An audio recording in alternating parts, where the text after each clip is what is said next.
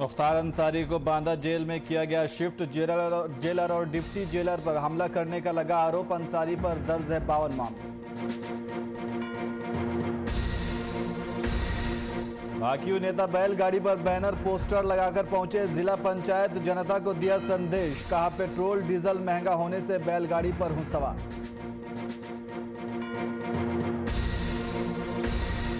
हरदोई जनपद में दबंगों ने किया अवैध कब्जा। सेना के 2 जवान प्रशासनिक कार्यालय के काट रहे चक्कर। अभी तक नहीं हुई कोई कार्रवाई।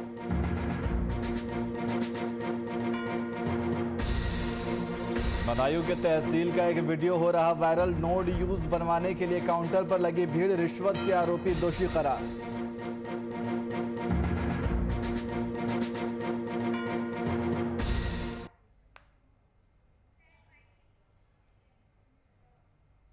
नमस्कार, मैं नियाज खान और आप देख रहे हैं वीआईपी न्यूज। अब सीधे रुख करते हैं खबरों की ओर। करीब 2 साल पंजाब की जेल में बिताने के बाद बहुजन समाज पार्टी के विधायक और गैंगस्टर मुख्तार अंसारी को उत्तर प्रदेश पुलिस ने बुधवार सुबह कड़ी सुरक्षा के बीच बुंदेलखंड की बांदा जेल में शिफ्ट कर दिया है।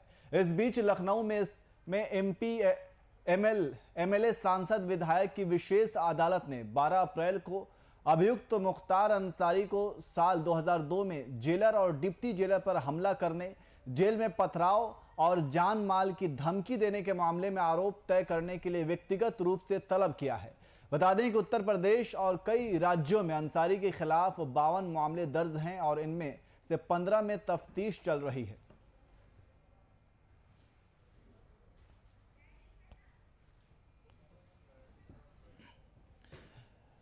तो कड़ी सुरक्षा के बीच मुख्तार अंसारी को बांदा जेल में शिफ्ट किया गया है। बांदा जेल में शिफ्ट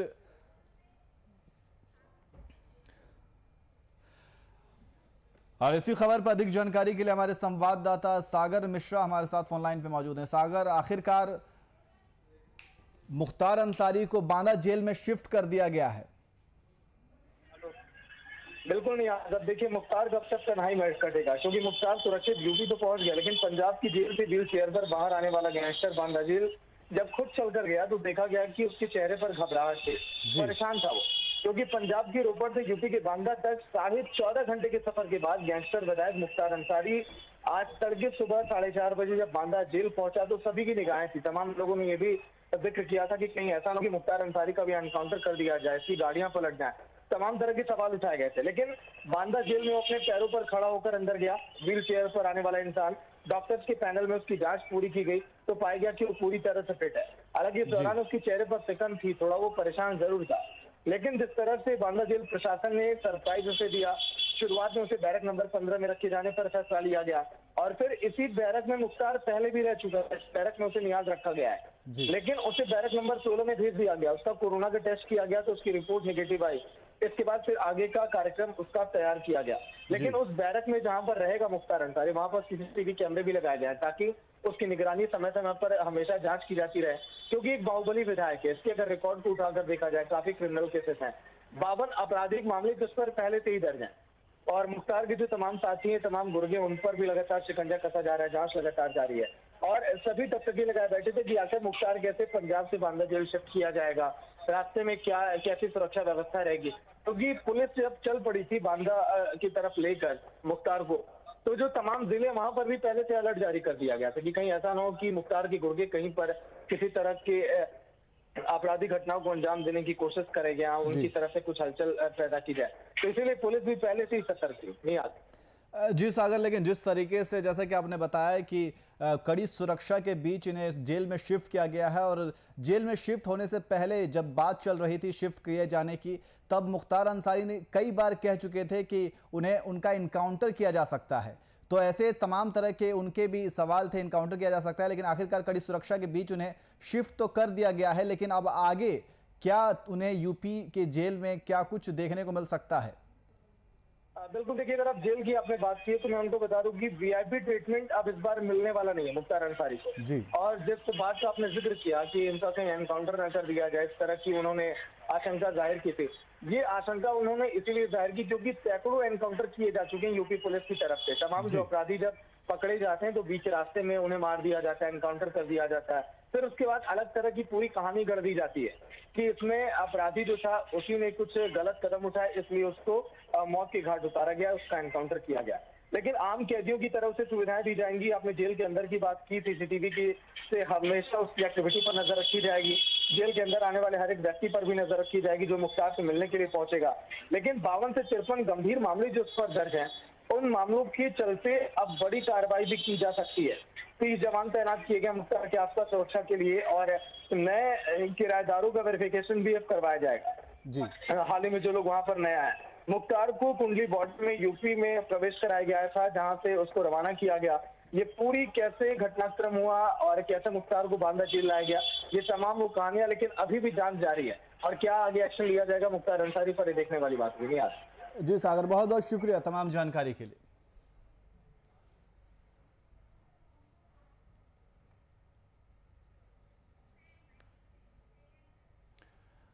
वहीं महाराजगंज जिला पंचायत अध्यक्ष पद का चुनाव इस बार दिलचस्प होता दिख रहा है। बता दें कि जिला पंचायत पद वार्ड संख्या 34 के उम्मीदवार और भाकियू नेता जिला पंचायत पद पर पर्चा भरने पहुंचे, जहां पर उन्होंने अनोखे अंदाज में जनता को संदेश दिया। दरअसल नेता बैलगाड़ी पर बैनर, पोस्टर और पार्टी का झंडा टांग कर पहुंचे थे। बीजेपी राज में पेट्रोल डीजल इतना महंगा हो गया है कि गरीब किसान उनका बोझ नहीं उठा सकता है, इसलिए बैलगाड़ी से पर्चा दाखिल करने आया हूं। और साथ ही कहा कि पड़ोसी राष्ट्र नेपाल काफी गरीब देश है और तेल भारत से होकर नेपाल जाता है, वहां भी पेट्रोल 65 रुपए है और हमारे खुशहाल देश में 90 के पार जा चुका है।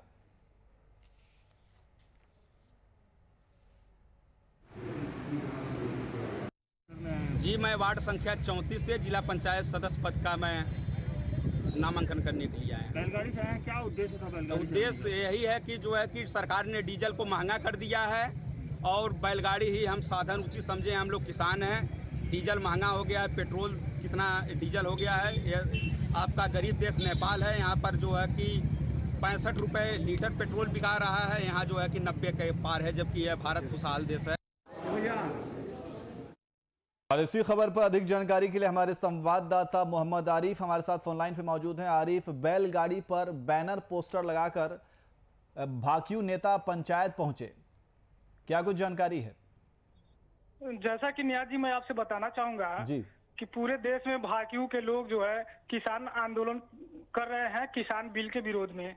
ऐसे में एक मैसेज देने के लिए समाज को, इस देश के लोगों को, इस तरह बैलगाड़ी पर प्रत्याशी आए हैं और उन्होंने साफ सीधे भाजपा पे अटैक करते हुए उन्होंने स्पष्ट शब्दों में कहा है कि बैलगाड़ी से आने का मेरे सिर्फ इतना ही उद्देश्य है कि पेट्रोल पदार्थों की कीमतें बढ़ी हैं, जिससे आम आदमी के बजट में ये आ नहीं पा रही हैं, और इसलिए बैलगाड़ी से उन्होंने आकर ये संदेश दे दिया कि पेट्रोल की कीमतें आम आदमी के लिए कितनी महंगी हैं और पेट्रोल की कीमतों में जल्द से जल्द गिरावट लाई जाए।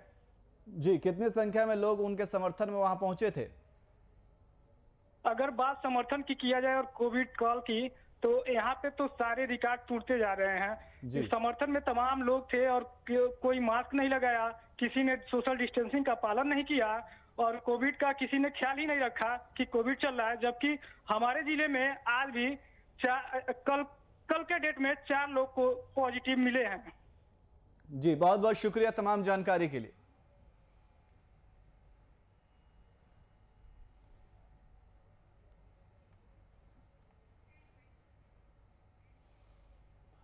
वहीं हरदोई जनपद से दबंगों की अवैध कब्जा करने का मामला सामने आया है। दरअसल ये पूरा मामला हरदोई के पाली थाना क्षेत्र का है, जहां पैतृक जमीन को छुड़वाने के लिए सेना के 2 जवान आए दिन पुलिस प्रशासन के ऑफिस के चक्कर लगा रहे हैं, लेकिन हरदोई पुलिस प्रशासन अभी भी किसी भी प्रकार की कोई कार्रवाई नहीं कर रही है। फिलहाल पुलिस अधीक्षक अनुराग वत्स ने दोनों जवानों को आश्वासन दिया है।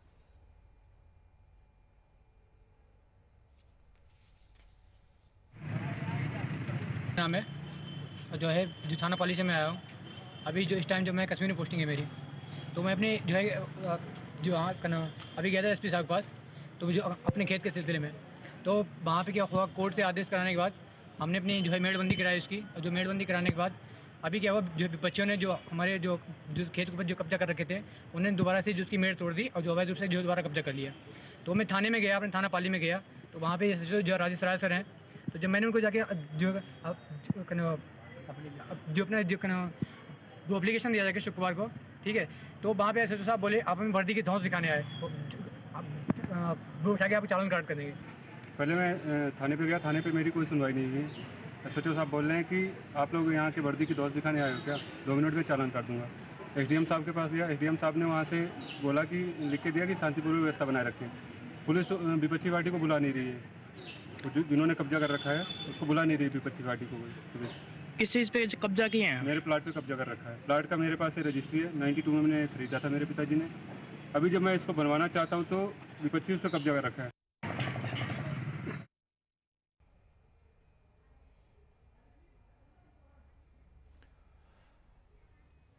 और इसी खबर पर अधिक जानकारी के लिए हमारे संवाददाता अनु सिंह चौहान हमारे साथ फोन लाइन पे मौजूद हैं। अनु सिंह, जिस तरीके से देखा जा रहा है कि सेना के 2 जवान पुलिस प्रशासन के कार्यालय के चक्कर काट रहे हैं, क्या है ये पूरा मामला? जी, ये अवैध कब्जे को लेकर जो हमारे जवान हैं वो कई दिनों से प्रशासन से अपनी गुहार लगा रहे हैं और उनकी कहां तक नहीं सुनी गई उनकी, जब तो वो ऑफिस पहुंचे और वो काफी मुख्यमंत्री को भी उन्होंने जो है ज्ञापन दिया है, एप्लीकेशन दी है, प्रार्थना पत्र दिया है। तो जो उन्होंने ज्ञापन दिया है और जो कुछ भी इसको लेकर के, अपने काम को लेकर के जैसे वो चक्कर काट रहे हैं, तो क्या किसी भी तरीके से संबंधित ऑफिस से किसी भी तरह के आश्वासन नहीं मिला उन्हें?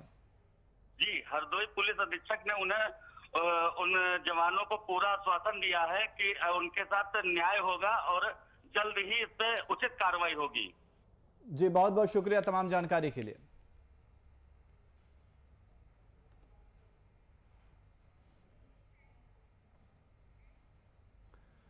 वहीं बदायूं की तहसील दातागंज में त्रिस्तरीय पंचायत चुनाव के नामांकन का है, जिसका एक वीडियो खूब वायरल हो रहा है। बता दें कि यह वीडियो नोड यूज के नाम पर संग्रह अमीन द्वारा खुलेआम 200 रुपए की वसूली का है। बता दें कि त्रिस्तरीय चुनाव में प्रधान, क्षेत्र पंचायत और जिला पंचायत प्रत्याशियों ने तहसील से नोड यूज बनवाने के लिए काउंटर पर भीड़ लगी रही, जिसका रिश्वत लेने का एक वीडियो वायरल हो रहा है। इसी कड़ी में वर्जन दातागंज तहसील एसडीएम पारसनाथ मौर्य ने बताया कि मामला संज्ञान में आया है, जिसकी तहसीलदार को जांच कर कार्रवाई करने के निर्देश दिया गया है।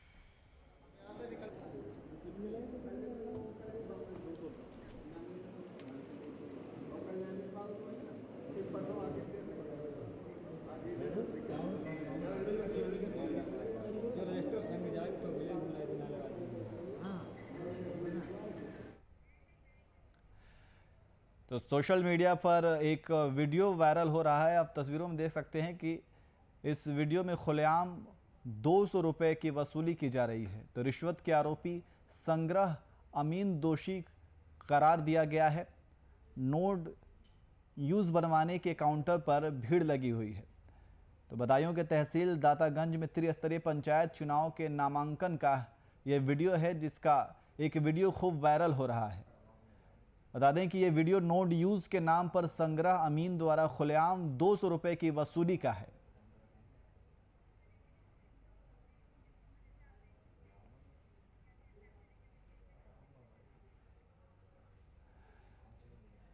तो आप टीवी स्क्रीन में देख सकते हैं कि किस तरीके से 200 रुपए की वसूली की जा रही है। ये वीडियो काफ़ी वायरल हो रहा है। इस वायरल वीडियो में अमीन द्वारा पैसे लिए जा रहे हैं और ये वीडियो काफ़ी सोशल मीडिया पर वायरल हो रहा है। तो बदायूं के तहसील दातागंज में त्रिस्तरीय पंचायत चुनाव का नामांकन है, जिसका एक वीडियो वायरल हो रहा है और ये वीडियो नोड यूज के नाम पर संग्रह अमीन द्वारा खुलेआम 200 रुपए की वसूली का है। आप देख सकते हैं तस्वीरों में किस तरीके से पैसे वसूल करके अपनी जेब में डाल रहे हैं। बता दें, त्रिस्तरीय चुनाव में प्रधान, क्षेत्र पंचायत और जिला पंचायत प्रत्याशियों ने तहसील से नोड यूज बनवाने के लिए काउंटर पर भीड़ लगी रही, जिसका रिश्वत लेने का एक वीडियो वायरल हो रहा है। इसी कड़ी में वर्जन दातागंज तहसील एसडीएम पारसनाथ मौर्य ने बताया कि मामला संज्ञान में आया है, जिसकी तहसीलदार को जांच कर कार्रवाई करने के निर्देश दिया गया है। आप तस्वीरों में देख सकते हैं कि किस तरीके से 200 रुपए का नोट उन्हें दिया जा रहा है और फिर वो अपने जेब में रख रहे हैं। ये रिश्वत का पूरा वीडियो सामने आया है। सोशल मीडिया पर यह वीडियो काफी वायरल हो रहा है।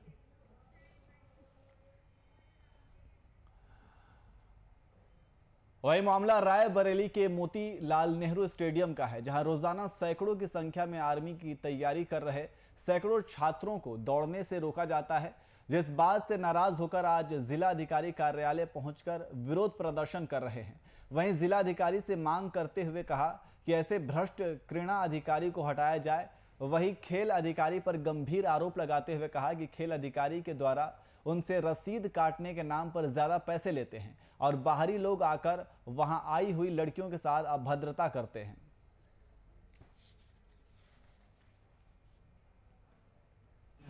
चमचा है ना, ये लिए तो जो स्टेडियम में हम लोग रनिंग करते हैं, आर्मी की तैयारी करते हैं, ठीक। उसके बाद जो वहाँ के कोच हैं, उनको कहना है कि हम आर्मी की तैयारी लड़कों के लिए नहीं करने देंगे, ठीक। और उसके बाद हम लोगों को कहते कार्ड बना, कार्ड 60 रुपये लाओ, लेकिन कहते 500 देंगे। 1.5 लाख रुपए जिम का आया, अभी तक वहाँ जिम नहीं खुली है, ठीक। और उसके बाद जो सिविल आदमी वहाँ टहलने जाता है, उनके लिए कोई भी कार्ड नहीं, उनके लिए कोई कार्ड अलाउ नहीं। सिर्फ आर्मी के बंदों के लिए क्यों कार्ड? क्योंकि हम लोग देश के आने वाले भविष्य हैं। ऐसा क्यों हो रहा है हमारे लोगों के साथ? अगर कहते हैं कि हम दौड़ने देंगे तो हम लोग स्टेडियम ना दौड़े तो हम लोग दौड़े कहाँ? अब आप बताइए। मामला ये है कि स्टेडियम में ये भर्ती के लड़के, आर्मी भर्ती के लड़के तैयारी करते हैं, तो उसकी इन लोग को मना किया जाता है कि आप यहाँ पे भर्ती की तैयारी नहीं कर सकते। तो सबसे बड़ी चीज़ है कि ये लोग भर्ती की तैयारी करें कहाँ? एक ही मैदान है शहर में और ये कहाँ करें? और उसकी वजह रीज़न ये है कि वहाँ पर बाहरी लोग और क्या कहते हैं टहलने घूमने वाले लोग, कोई जीन्स पहन के आ रहा है, कोई कैसे आ रहा है, क्रीड़ा अधिकारी रहते नहीं है मैदान पे, है ना, तो खिलाड़ियों को परेशान किया जाता है। और इसी खबर पर अधिक जानकारी के लिए हमारे संवाददाता असद खान हमारे साथ फोन लाइन पे मौजूद हैं। असद, सैकड़ों छात्रों को दौड़ने से रोका जा रहा है और इसको लेकर नाराज छात्र जिलाधिकारी के कार्यालय पहुंचे हैं और वहां विरोध प्रदर्शन कर रहे हैं। क्या ये पूरा मामला? जी, ये पहला मामला ही नहीं है, इससे पहले भी ये छात्र विरोध कर चुके हैं, क्योंकि स्टेडियम, सबसे पहले तो स्टेडियम की जो हालत है वो बद से बदतर हो चुकी है। और दूसरी चीज ये कि वहां पर खाओ कमाओ नीति के तहत आर्मी के बच्चों को एक ग्रुप बनाकर उनसे पैसे लेकर उनको ही वहां पर दौड़ने की इजाजत दी जाती है। जो आम लड़के हैं जो और चीज की तैयारी कर रहे हैं उनको वहां पर जाने से रोका जाता है। ना जी, तो नाराज छात्रों को क्या किसी तरह का आश्वासन मिला है? जी बिल्कुल, इन लोगों ने जिलाधिकारी को ज्ञापन दिया है, उनसे इस चीज की मांग की है। फिलहाल जिलाधिकारी ने मामले को संज्ञान में लिया है और कार्रवाई का आश्वासन दिया है। जी, बहुत बहुत शुक्रिया तमाम जानकारी के लिए।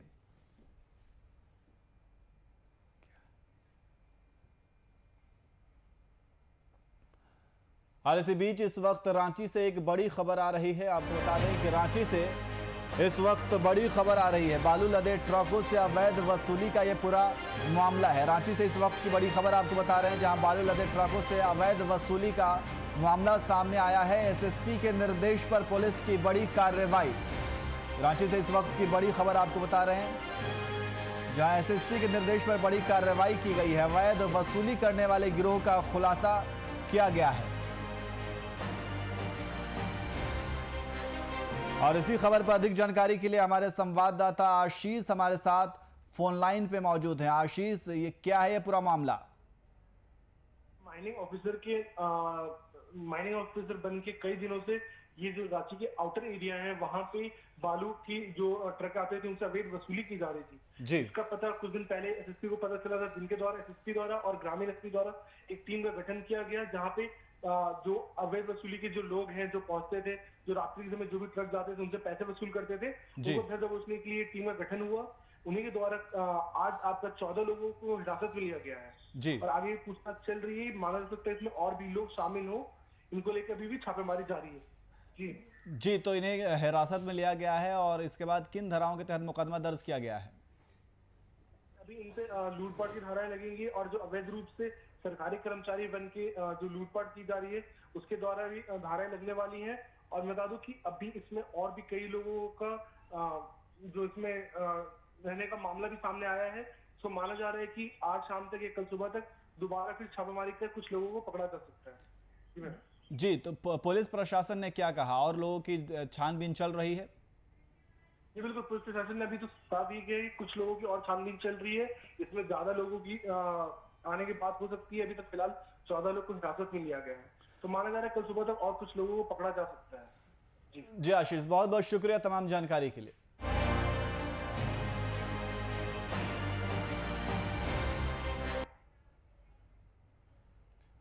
वहीं बिहार में कोरोना के मरीजों का आंकड़ा तेजी से बढ़ रहा है, जिसे देखते हुए पटना जंक्शन पर रेलवे प्रशासन अलर्ट मोड पर है। बिहार से आने वाले यात्रियों के साथ बाहर जाने वाले यात्रियों की सघन जांच की जा रही है। आरटी-पीसीआर जांच स्टेशन परिसर में शुरू कर दी गई है। वहीं आगंतुकों के लगेज को भी सैनिटाइज किया जा रहा है। इस दौरान स्टेशन परिसर में व्यवस्था का जायजा लिया हमारे संवाददाता कुमार गौतम ने। कोरोना के बढ़ते कहर को देखते हुए केंद्र सरकार और राज्य सरकार ने गाइडलाइन जारी कर दी है। रेलवे की क्या है हकीकत, ये हम आपको दिखाते हैं किस तरीके से स्टेशन परिसर पर जो पैसेंजर हैं उनकी कोविड की जांच की जा रही है। और ये जांच इसलिए भी ज़रूरी है क्योंकि जो लोग बाहर से आने या जाने वाले लोग हैं उनके द्वारा कहीं बिहार के अंदर संक्रमण न हो। और इसी संक्रमण को देखते हुए एक बार फिर बिहार अलर्ट जोन पर है। देखिए किस तरीके से तमाम जो यात्री हैं वो होकर गुजरते हैं, और किसी एक व्यक्ति में यदि संक्रमण होगा तो शायद ये पूरे घर को संक्रमित कर सकता है। तो लगातार ये बताया जा रहा है लोगों को कि आप कोरोना की गाइडलाइन को फॉलो करें, मास्क जरूर पहनें। इसके साथ ही जो निर्देश दिए गए हैं उस निर्देश का पालन करें, क्योंकि ये जांच बहुत ज़रूरी है। और यही कारण है कि जो यात्री हैं उनकी जांच की जा रही है। आपको हम ये भी दिखा दें कि हालांकि अमूमन जिस तरीके से गुलजार रहता था, लगा था कि अब एक बार फिर से पटरी पर आने लगेगी संख्या, तो कहीं ना कहीं अब जो है ये किस तरीके से, तो ये यात्रियों की जांच की जा रही है। उसके बाद काफ़ी संख्या में जो यात्री हैं वो पटना जंक्शन पर उतर रहे हैं या फिर यहाँ से जा रहे हैं, तो ये जांच बहुत ज़रूरी है। तमाम जो सुरक्षा व्यवस्था के लोग हैं वो इस वक्त मौजूद हैं, और इसके साथ ही जो तमाम जो तैयारियां हैं वो की जा रही है। सर ये बताइए कि किस तरह से इस बार कोविड ये सारा हमारे उच्च अधिकारी बताएंगे। हम लोगों को यही है कि सोशल डिस्टेंस को मेंटेन कराना है, मास्क को प्रॉपर लगवाना है सबको।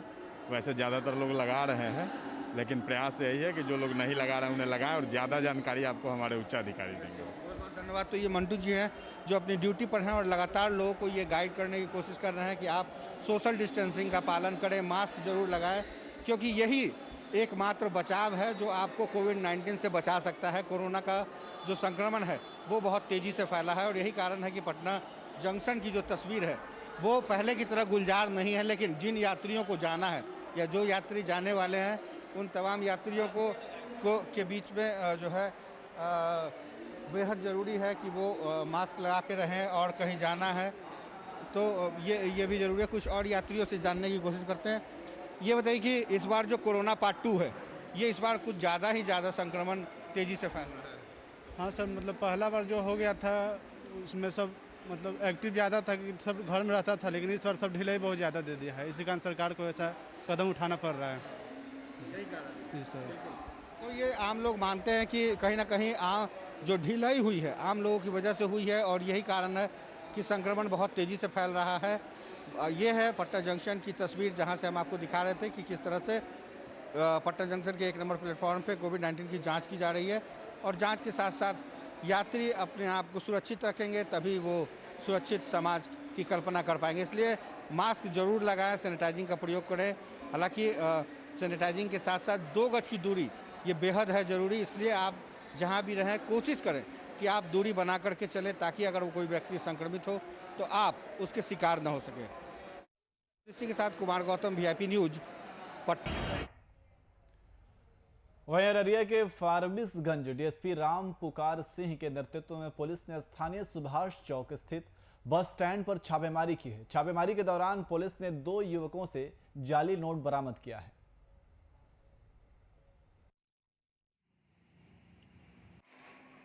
फारबिसगंज और सीमावर्ती क्षेत्र है उसमें अवैध जाली नोट का धंधा करते हैं। स्थानीय लोग जहां हाट बाजार है वहाँ अपने एजेंट के माध्यम से भेजते हैं। हम लोग विशेष सूचना के आधार पर और सुरक्षा एजेंसी के माध्यम से संतोष मंडल और सोनू के राज, जो एक कसमार धमदाहा पूर्णिया का रहने वाला है, एक बड़हरा का और एक धमदाहा का, दोनों को 60,200 रुपया के साथ 100 का नोट है और 50 का नोट के साथ इसको गिरफ्तार किया गया है।